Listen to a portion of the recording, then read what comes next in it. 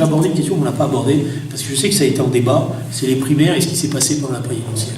Parce que beaucoup de camarades me disent, ouais, mais l'erreur, ça a été les primaires. Et si on n'avait pas fait de primaires, etc. Moi, je suis plus nuancé que ça. Voilà. Pourquoi? Parce que les primaires de 2012, elles ont été des bonnes primaires. Et une des forces de François Hollande, je l'ai dit, hein, c'est pas son projet, parce qu'il était quand même assez modéré, c'était l'anti-Sarkozy, mais c'est aussi le fait qu'il avait une légitimité considérable par la primaire. Voilà. Et que ça avait donné un élan. Voilà. Et j'en arrive à la primaire qu'on a vécue. Paradoxalement, ça a failli marcher une deuxième fois. Parce que la primaire qu'on a faite, même si elle était moins forte, elle a donné une impulsion à la candidature de Benoît Hamon qui était réelle. Et quand on polémique avec un certain nombre de camarades qui nous disent « vous avez saboté la campagne », je leur fais remarquer que si on regarde bien dans le temps, les choses sont un petit peu plus compliquées que ça. Ils ont d'abord saboté leur campagne, et après, c'est vrai, tous ceux qui les aimaient pas en ont profité pour les pousser, pour leur en rajouter. Mais au départ, parce que, regardez bien, quand Benoît Hamon sort de la primaire, il a touche-touche dans les sondages avec Emmanuel Macron. Ils sont à 17, lui est à 17 et l'autre est à 19. Et chez Macron, il y a une vraie panique à l'époque, comme chez Mélenchon, parce qu'il se demande s'il ne va pas entraîner la machine. Le paradoxe, c'est qu'il a fait, alors là, il a fait une campagne qui tournait le dos à tout ce qui...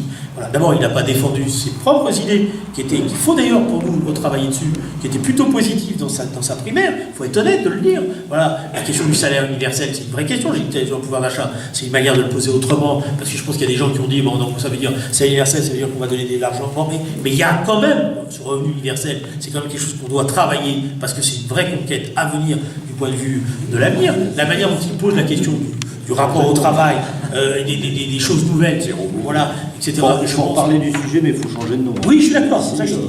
Voilà. Mais évidemment, c'est pour ça que tu as remarqué, on a parlé de partage des revenus. Voilà, bon, mais en tous les cas, il y a des choses à travailler. Voilà, il y a des idées à travailler. Bon, mais il abandonne tout ça, il passe un temps fou à discuter avec un candidat vert qui n'existe pas. Et surtout, le pire, c'est qu'il fait un pacte de non-agression avec Mélenchon en lui laissant le mandat, la possibilité de faire la campagne qu'il veut. L'autre, il sait faire. Hein. Il a fait. Je maintiens que dans la campagne présidentielle, si notre candidat issu des primaires, il s'en était tenu à son programme et il avait fait une autre chose, j'insiste là-dessus, rassembler la famille. Oui. Normalement, quand vous gagnez une primaire, la première chose que vous faites, première semaine, vous dites stop, je veux voir tout le monde dans mon bureau. Le passé, c'est le passé. Maintenant, on a une campagne à faire. Qu'est-ce que tu peux faire? Comment tu peux faire? Comment on va travailler ensemble? C'est l'inverse. Ils sont repliés sur eux-mêmes. Ils nous vivaient comme des agresseurs. On a rassemblé une demi-heure. Voilà. Et on ne fait pas ça. On passe un temps fou, au contraire, au début. À prendre le temps du rassemblement, de la discussion, et on donne des responsabilités aux gens, pour les associer. Aux adversaires. Et au contraire, moi j'avais toujours reproché, je veux dire, à Ségolène Royal, j'avais dit, tu as fait une énorme erreur quand tu as gagné de ne pas avoir téléphoné dans la soirée à Dominique Strauss-Kahn et à Laurent Fabius, et d'avoir snobé un peu le truc en disant, moi j'ai gagné, voilà, parce que c'est le b.a.-ba de la politique. Et c'est la même chose. Alors ça, Hollande, il savait bien le faire à l'époque. Bon, on en faisait des fois même un peu trop. Mais le nôtre, il a fait l'inverse. Il s'est replié au point même qu'à la fin de la campagne, j'avais des discussions avec des copains qui travaillaient autour de lui qui me disaient, tu sais, notre problème à nous, c'est le Parti Socialiste. La question qu'on se pose, c'est de savoir si on ne va pas dire qu'on se sépare du Parti Socialiste. Je dis, ouais, c'est vachement intelligent. En pleine campagne électorale, vous allez dire, vous séparez du Parti Socialiste. Ça, alors là, vous êtes sûr que vous allez gagner.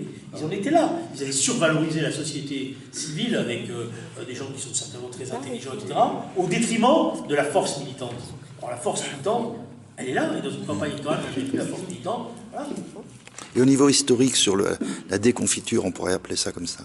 Alors après, au niveau historique, le problème, c'est que ça renvoie à tout ce que je vous dis. C'est un plan plus large. J'ai dit tout à l'heure, le problème, c'est que comme on n'a pas fait le travail de redéfinition d'un projet, de réancrage de notre combat dans l'histoire et dans ses perspectives, on laisse ça à Mélenchon. C'est Mélenchon qui fait ce travail-là.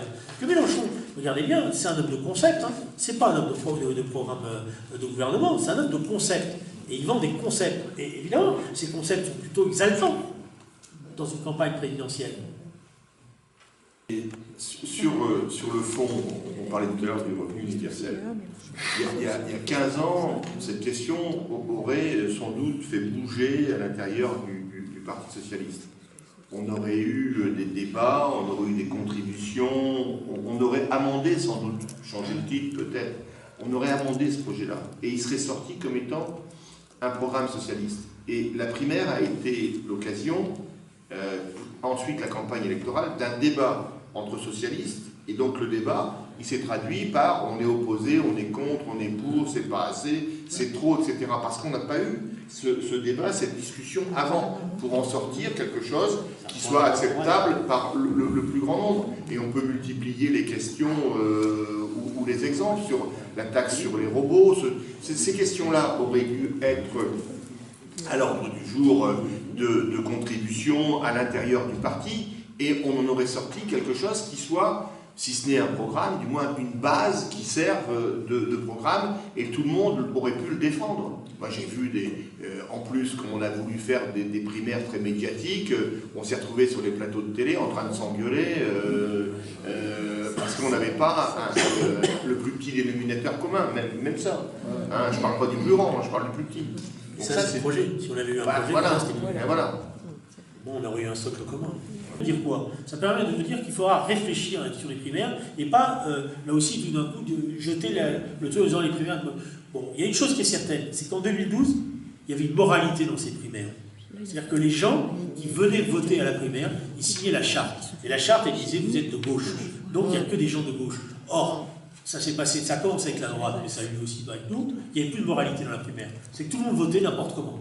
Donc la question qui devra peut-être se poser, c'est de faire que ceux qui votent aux primaires soient vraiment des gens de gauche. Comme on peut faire, on peut très bien décider que le processus primaire commence plus tôt, que les gens ils prennent les cartes, qu'ils prennent une vraie cotisation de 10 €, etc., qui participent. Donc c'est plus la même chose. Vous savez comme moi, venir voilà, avoir une carte, avoir son nom dans un fichier, etc. Quand on est de droite, par exemple, c'est pas très agréable, et on va commencer à réfléchir à deux fois, plutôt que là où on pouvait faire n'importe quoi. Bon voilà. En tout cas, je vous donne une liste, hein, il y en a certainement d'autres, mais je pense que voilà, il faut travailler. Je finis. Parce que là, on fait des primaires avec les militants. Ouais.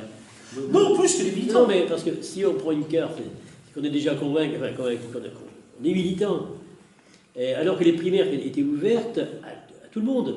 Oui, mais Non, après, mais c'est dévoyé. Après, c'est dévoyé. Non, mais tu peux très bien avoir une carte qui est une carte à 10 €, que tu prends 6 mois avant, pour pouvoir participer en disant, moi je ne veux pas devenir un militant, je veux juste devenir un militant, un membre actif de la primaire. Donc tu es un actionnaire de la primaire, tu es un membre actif de la primaire. Voilà, c'est tout. Mais la question de la moralité, elle est très importante, parce que sinon tout est faussé. Bon, il faut être honnête, la primaire de la droite a été faussée par plein de gens de gauche qui ont voté. Voilà. Et chez nous, Elle était faussée aussi. elle était pour une partie faussée. J'ai vu pas mal de gens, quand je tenais les bureaux de vote, des gens que je connaissais qui disaient, je ne serai pas socialiste, la chose que je fais, c'est venir éliminer Valls parce que j'en peux plus. Bon, voilà. Alors après, On l'a vécu aussi. donc il y a un problème de moralité à restaurer. Donc, faut trouver. Je donne une piste, je ne suis pas sûr que ce soit la bonne, hein, mais Oui, en tout cas. Mais la primaire, elle doit se regarder aussi. Le problème qu'on a eu aussi, c'est qu'on avait un sortant. La première a bien marché parce que. Il n'y avait personne. Il n'y a pas de sortant.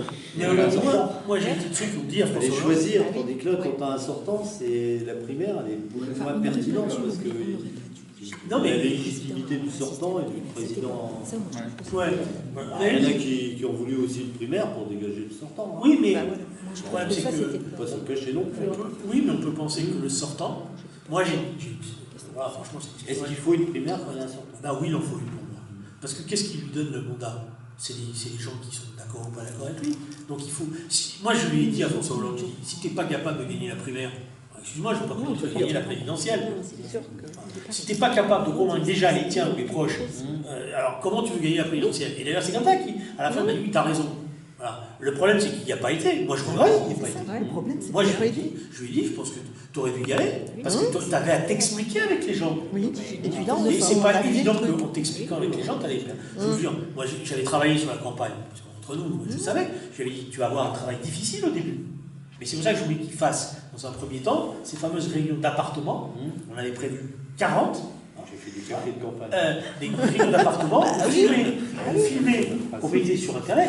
Et moi, je lui ai dit, à la 5e réunion, tu as 1 million de personnes qui vont te suivre.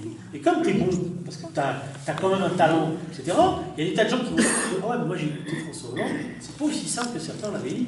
Il m'a expliqué les problèmes, j'avais pas vu ça comme ça. Mais après, c'est aussi sa capacité. C'est-à-dire, voilà, bon, alors évidemment, il y a. Mais tout ça n'a pas été réfléchi, c'est ça qui fait. Voilà.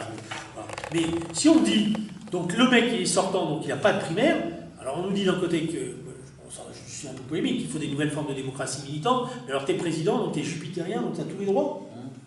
Non, si tu as bien réussi ton mandat, au contraire, je veux dire, aux États-Unis, les présidents sortants, à part le plus souvent, malgré tout, ils font encore des primaires. Alors, il y en a eu, je crois qu'il n'y a pas eu pour Obama, ils ont squeezé le truc, mais souvent il y a des primaires, des fois même il peut y avoir des challenges, et ben c'est comme ça. Bon, enfin, c'est un truc à discuter en tous les cas. Voilà, mais l'idée que le sortant il esquive et on est donc tous obligés d'être derrière lui n'importe comment, c'est aussi une manière de déresponsabiliser le sortant des comptes à rendre à tous ceux qui l'ont aidé, porté, etc. Et tout, voilà.